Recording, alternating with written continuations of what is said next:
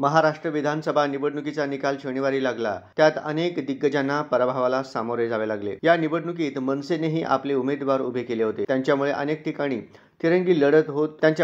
ठिकाणी तिरंगी लढत होत रंगत आली. मात्र या निवडणुकीत मनसेला भोपळाही फोडता आला नाही. या नीचांकी कामगिरीचा परिणाम त्यांना आता भोगावा लागेल अशी शक्यता आहे. मनसेची पक्ष मान्यता व छिन्न जाण्याचा धोका यामुळे वाढला आहे. निवडणूक आयोगाचे पक्ष मान्यतेसाठी काही नियम असतात. ते सर्वांसाठी सारखेच असतात. या नियमांची माहिती विधानसभेचे माजी सचिव अनंत कळसे यांनी दिली. एका कार्यक्रमात बोलताना ते म्हणाले की एखाद्या पक्षाची मान्यता कशी कायम राहते याचे 3 पर्याय असतात. पहिला पर्याय म्हणजे आमदार निवडून आला किंवा एकूण मतदानाच्या 8% मते मिळाली तर ती राहते. दुसरा नियम म्हणजे आमदार किंवा एकूण मतदानाच्या 6% मते असली तरी ती राहते. तिसरा पर्याय म्हणजे आमदार निवडून आला किंवा एकूण मतदानाच्या 3% मते मिळाली तरी ती कायम राहू शकते. पक्षाची मान्यता कायम ठेवण्यासाठी वरील 3 पैकी एक अट पूर्ण करावी लागते. मात्र या निवडणुकीत मनसेला केवळ 1.8% मते मिळाली आहेत. त्यामुळे मनसेची मान्यता रद्द होऊ शकते का अशा चर्चा आता सुरू झाल्या आहेत. असे झाले तर त्यांच्या पक्षाचे रेल्वे इंजिन हे चिन्हही जाण्याची शक्यता आहे. याबाबत बोलताना कळसे म्हणाले